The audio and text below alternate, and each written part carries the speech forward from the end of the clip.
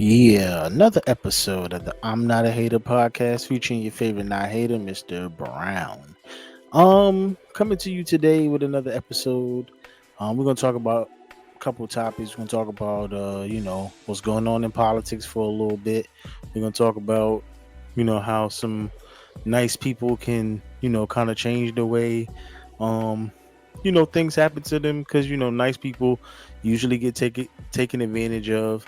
And then, like I always do, give a positive word or some affirmations for you to follow, and then we're gonna be out.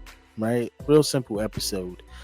Keep it real simple for you. So basically, in the land of politics, Donald Trump losing popularity day by day. A lot of his campaign promises have been shown to be false.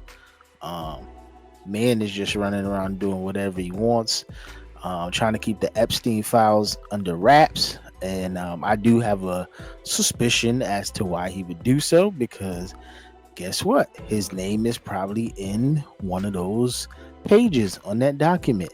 And if it is, that's going to be tragic for him. He did a lot of, talking, saying it's a hoax, saying it was created by Obama and Biden. But, the Epstein rumors have been out there for a long time. It's been linked to a lot of celebrities. Him being one of them, especially because there's quotes circulating that, he actually knew Epstein and they were, close buddies, good friends, whatever you want to call it. Um, so it just isn't a good look for him for those files to be released. But what I do find interesting is that the Republican Party wants these files released. So that should tell you a lot. It's not just the Democratic Party. It's not just people, the common people. It's also the Republican Party. It's also the MAGA people.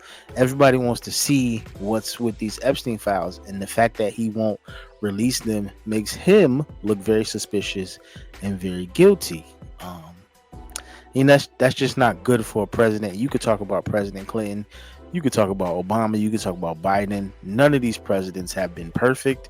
He would just be, you know, in the list with the rest of them. But it's just wild that he won't let these documents free. Like, dude, what are you hiding? If you're not hiding anything and it don't got nothing to do with you, just let it out. Let the people see what's going on. Let them know what's happening. Um, you know, kill the misery, right? Or kill the curiosity. Let it all out the bag so you can get it over with and move on. Truthfully, if you got nothing to hide, but if you got something to hide, I could see why you wouldn't let it out. You don't want your reputation that's already in the toilet to be damaged even further, because you haven't kept your campaign promises. You haven't done you've done damage to the people who voted for you, and you really don't seem to care at all as to what could happen to them either. So it's not a good time to be him at this point. But he's gonna call it fake news and all these other things, and try to distract people from it. But they're not gonna forget about these Epstein files. It's a real serious thing for them, and they want to see some answers. They want that thing released. So you got to do something. Got to make it happen soon, or else they're not gonna go quietly about it. So you might as well let it out. Let it go. Like I said earlier, we're gonna talk about ways that overly nice people, and again, I consider myself a self-proclaimed nice guy, can definitely change the way that they are viewed or handled in public, or in the world, I should say, right? So based off the old saying, most people say nice people or nice guys, as the saying would say, nice guys finish last. And my question always has been, why is that? Like, is it that people are just into people that are rough around the edges, or are these nice people per se aren't believable? Are they easy to walk over, or is it some other reason that they have? But believe it or not, I looked it up, and nice people or nice guys or nice whatever, or nice, women, they're actually a red flag, right? According to the internet, because they're being so nice, they got to be covering up something mysterious about them. Now that was interesting because I didn't think that. I don't have any mysteries about me. I'm just brought up that way, right? I'm, like I said, self proclaimed nice guy. I was raised this way, so I was taught, these things, chivalry and the whole practices and all that, pulling out the chairs and opening doors and doing all that whole stuff. I never been doing that to cover up anything. It's just the way that I was brought up. Um, but I realized that being nice all the time isn't always a good thing, unfortunately. It does end up sometimes getting you used and worked over by people because you're so nice and you don't always have a reaction to what's happening to you. It's a terrible thing, but it happens. And people don't even realize that they're doing it because they're so used to you being nice and saying nice things and saying yes to everything if it's in a professional setting. But you got to learn to take back some of that and get some respect from people. So the first thing I would say for nice people out there in the world, don't be a doormat. And it's probably easier said than done, right? But don't let people walk all over you. Whether it's personal or professional, stand on your word and let it be. Don't allow people to manipulate you based off your niceness, and get some toughness. Toughen up a little bit. Don't be afraid to say no, right? This is going to take time, though. It's not easy to do. Standing up strong, though, will get you the respect that you deserve eventually. People gonna have to take you serious, right? They can't just look at you funny and think that you just that doormat they can walk all over and have do whatever just because you're a nice person. Like, at some point you have to shut it down. Don't be a doormat. um the next thing I would say, right, don't be so available. And once again, this is personal and professional. Okay, so don't be at somebody's beck and call at all time. Now, I learned this the hard way. I'm too available, too accessible. The phone ring, text message come through, I'm on it. Bing, right away, I'm answering it. You can't do that. You got to set some boundaries for yourself. Like, you got to understand what you're going to do and what you're not going to do, and stick to it. Again, it's going to be difficult because it's inside of you. It's in you to be so nice. You can't help it. It's just a thing that you do. Um, but again, like I said, you got to set some boundaries. And you can't be available for everybody because at some point you have to take time for yourself and do things for you. Um, Being available and being at everybody's beck and call, like, that doesn't do nothing but tired and stress you out. And guess what? Nobody's gonna know about it because you're not gonna tell nobody. You're gonna keep it to yourself. Um, and again, it's okay to ignore people. It's okay to say no. It's not the end of the world. Um, but it's all about the respect factor, right? So if you don't start, you know, cutting off that availability, people ain't gonna never respect your time. They gonna know that they can interrupt you at any point with like requests, whatever they say, because they know that you're nice.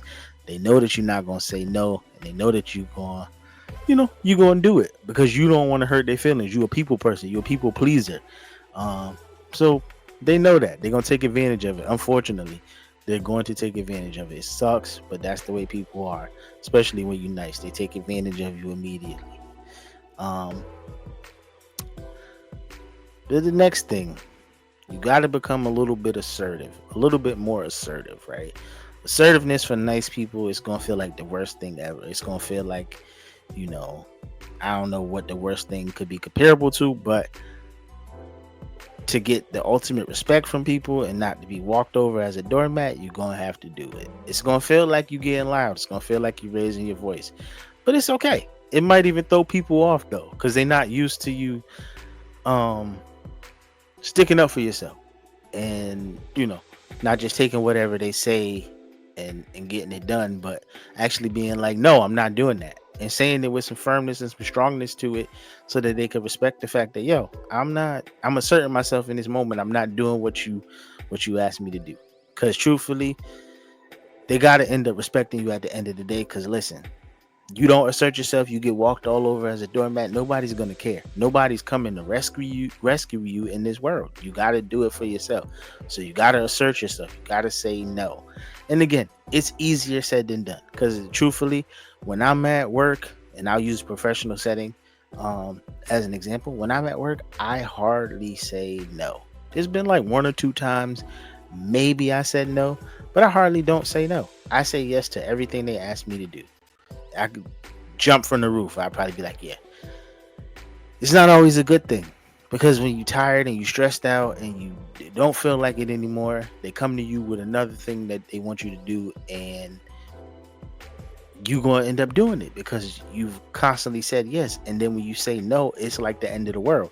So you got to start asserting yourself, and you got to start saying no, so that these people can expect it. So that they spread it around, and it's not always just you doing the work.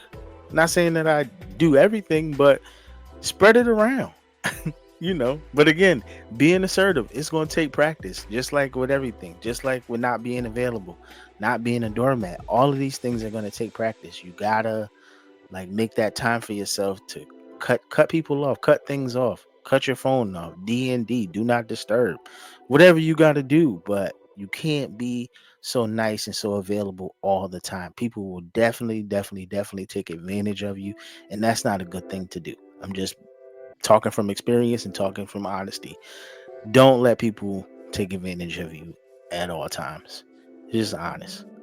Now listen, it's not a death sentence to be nice, but don't let the world walk all over you.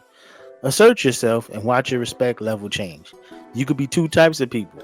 You could be nice, who a nice person that gets respect. Um, but in truth, it's all about balance, right? Too much niceness, you'll push over. You don't want to be that, but the other side will get you labeled as a jerk. So you got to balance it out. You got to have some nice, 50% nice, 50% jerk. And I think if you have enough of that, people will give you the respect that you deserve. In all honesty, right? That's what we working in: honesty, truth, and love. I'm saying this with love. Nice people, it's okay to assert yourself and tell somebody, no, I'm not doing that. You can take it and shove it somewhere, or whatever you gonna say. Just do what you got to do in order so that people, won't take advantage of you. It's time out for people taking advantage of people because they know they won't say no. That's a horrible practice, and it has to stop, unfortunately. Well, for the nice people, fortunately, it's stopping, but it has to stop. You can't continue to do that. It's not cool in no way, shape, or form. But with that being said, I'm going to give you the positive word, or some words of encouragement, or however you want to take it. Never be envious. Never be jealous of the next person. If you see that they have something that you want, work hard for it. Use your success to obtain things that you like. Just don't be envious and jealous. It's not a good look for nobody. And with that being said, this is your favorite not hater, Mr. Brown, coming to you again with another episode.